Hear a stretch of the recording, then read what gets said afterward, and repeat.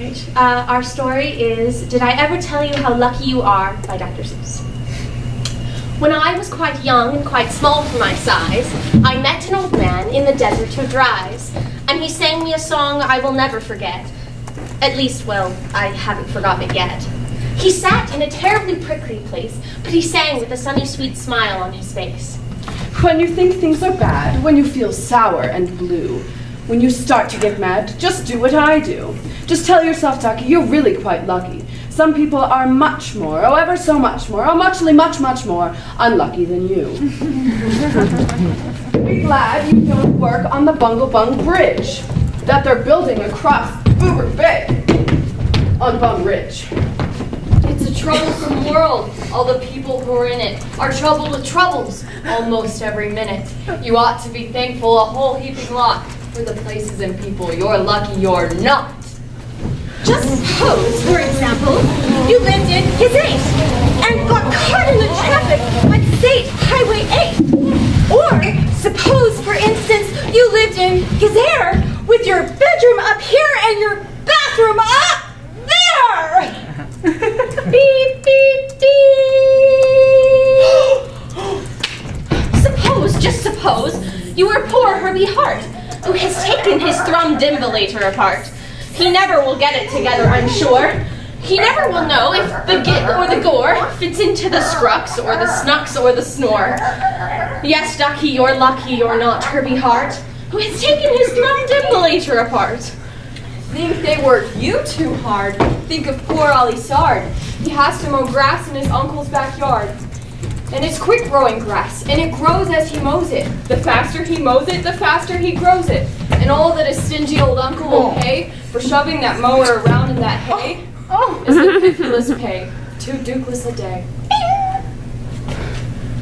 And Allie can't live on such piffyless pay! So, he has to paint flagpoles on Sundays in grooves. How lucky you are you don't live in his shoes. And poor Mr. Bix. Every morning at 6, poor Mr. Bix has his Borfon to fix. It doesn't seem fair. It just doesn't seem right. His Borfon just seems to go schlump every night. It schlumps in a heap, sadly needing repair. Bix figures that it's because of the local night air. It takes him all day to unschlump it, and then the night air comes back and it schlumps once again. But don't you feel blue. Don't get down in the dumps. You're lucky you don't have a Borfon that schlumps. And while you're at it, consider the schlots.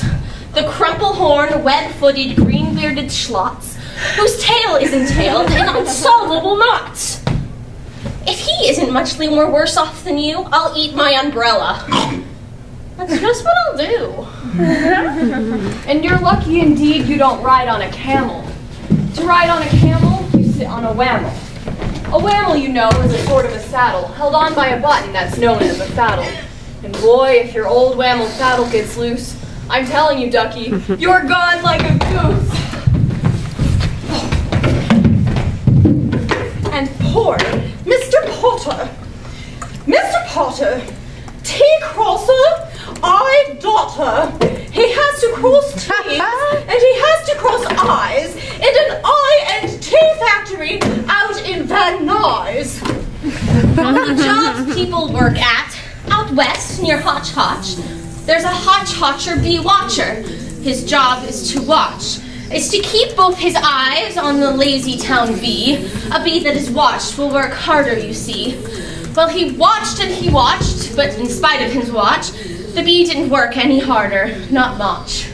So then somebody said, Our old bee-watching man just isn't bee-watching as hard as we can. He ought to be watched by another Hotch Hotcher. The thing that we need is a bee-watcher. well, The bee watcher watched the bee watcher. He didn't watch well, so another Hotch Hotcher had to come in as watcher.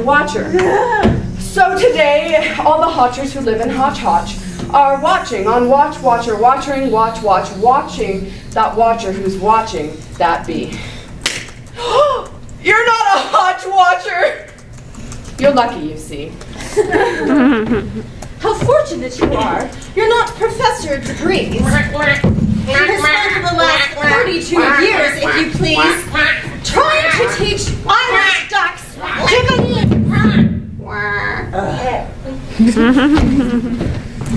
Think of the poor Kugelhorn players who have to parade down the Kugelhorn stairs every morning to wake up the Prince of Kuboken. It's awful how often their pugels get broken. And poor Harry Haddle. Try as he will, he can't make any shadow. He thinks that perhaps something's wrong with his giz.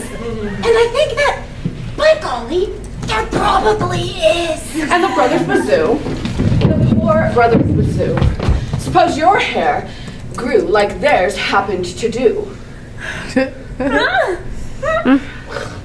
Think you're unlucky? I'm telling you, Ducky, some people are ever so muchly more unlucky than you. And suppose that you lived in that forest in France, where the average young person just hasn't a chance to escape from the perilous pants-eating plants. But your pants are safe. You're a fortunate guy. You ought to be shouting, "How lucky am I!" Oh, and speaking of plants, you should be greatly gladdish. You're not Farmer Falkingbird's 17th radish.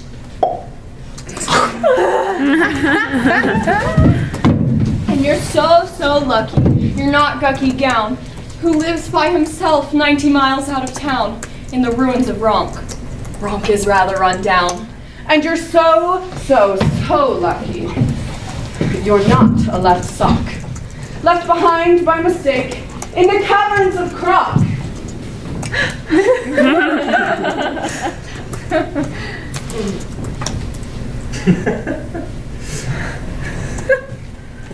Yes.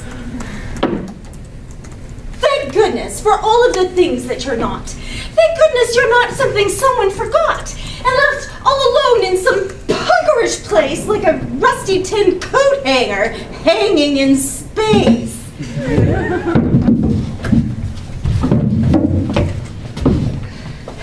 That's why I say, Ducky, don't grumble, don't stew. Some critters are much, oh ever so much, oh much more unlucky than you.